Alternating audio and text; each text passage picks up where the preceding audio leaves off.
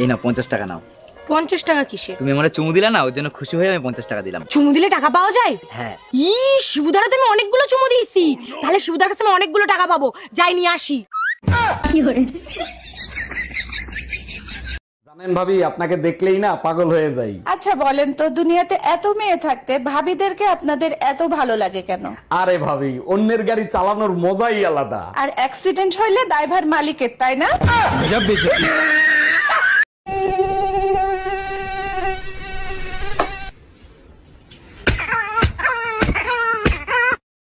দেখছো আমার বাপ 10,000 টাকা দিয়ে শাড়ি কিনে দিছে, তুমি তো কোনোদিন কিনে দিলা না। তোমার বাপ বড় লোক মানুষ, 10,000 কেন 20,000 দিয়েই কিনে দিতে পারে। দামি শাড়ি তো কিনে দিতে পারবা না। এবার বলো কেমন লাগতেছে আমারে? ভালোই লাগতেছে, কিন্তু ঠিকমতো ম্যাচিং হয় নাই। ম্যাচিং ব্লাউজ এখনো বানাই পারি নাই, তাই ম্যাচিং হয় নাই। আমি ব্লাউজের কথা বলি নাই, চেহারার কথা বলছি। আরে ভাবি, বহু বছর পর দেখা, তারপর বলেন কেমন আছেন? বাচ্চা কাচ্চা কয়টা? অরুণ ভাই ভালো আছি, বাচ্চা কাচ্চা 11টা, আরেকটা আসিতেছে। বলেন কি, তাই নাকি? আপনার জমিন তো দেখি অনেক উর্বর, অনেক ফসল হয়। আরে অরুণ ভাই, শুধু জমিন উর্বর না, আমার কৃষক অনেক পরিশ্রম করে। ইয়া ইয়া ইয়া ইয়া ইয়া ইয়া ইয়া ইয়া। এই শুনছো? এদিকে এসো তো। কি বলো? এই টাকাটা ধরো আর যাও তো তাড়াতাড়ি বাজারের থেকে আমার জন্য সুন্দর দেখে একটা লাল ব্লাউজ নিয়ে আসবা। আচ্ছা ঠিক আছে। বলছি তোমার সাইজ কত গো? কেন তুমি আমার সাইজ জানো না? এইটুকু না? এইটুকু নেই? তবে কি এইটুকু নেই?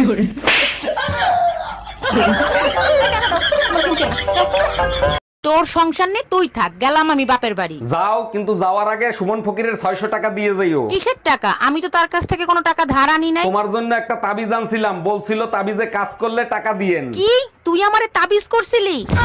স্যার, আমি একটা ব্যাংক অ্যাকাউন্ট খুলবো, আমাকে একটা ব্যাংক অ্যাকাউন্ট খুলে দেন। ভোটার আইডি কার্ড আর জন্ম নিবন্ধন দেন, এক্ষুনি অ্যাকাউন্ট খুলে দিচ্ছি। স্যার, ভোটার আইডি কার্ড তো আছে, কিন্তু জন্ম নিবন্ধন তো নাই। জন্ম নিবন্ধন ছাড়া অ্যাকাউন্ট খোলা যাবে না, যান আগে জন্ম নিবন্ধন করে আসেন। বিশ্বাস করেন স্যার, আমার জন্ম হয়েছে, আর তাও যদি বিশ্বাস না হয় আপনি আমার বাসায় গিয়ে জিজ্ঞেস করেন।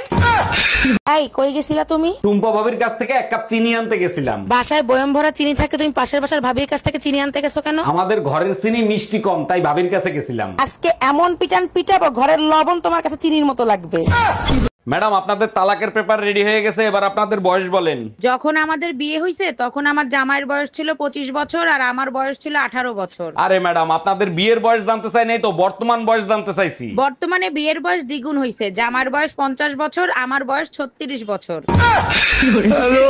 ও ভাবি, শুনলাম আপনি নাকি আমারে খুঁজতেছেন, কিছু বলবেন নাকি? অরুণ ভাই, আপনার গার্লফ্রেন্ড আছে না রুম্পা, তারা দেখলাম একটা ছেলের সাথে ঘুরতেছে। আরে ওটা রুম্পার বেস্ট ফ্রেন্ড রোমিও, ওর সাথে কালকে ফুচকা খাইতে গেছিল। বেস্ট ফ্রেন্ড তো ঠিক আছে, তার আগে বলেন পাট খেতে ফুচকা বেছে কিডা?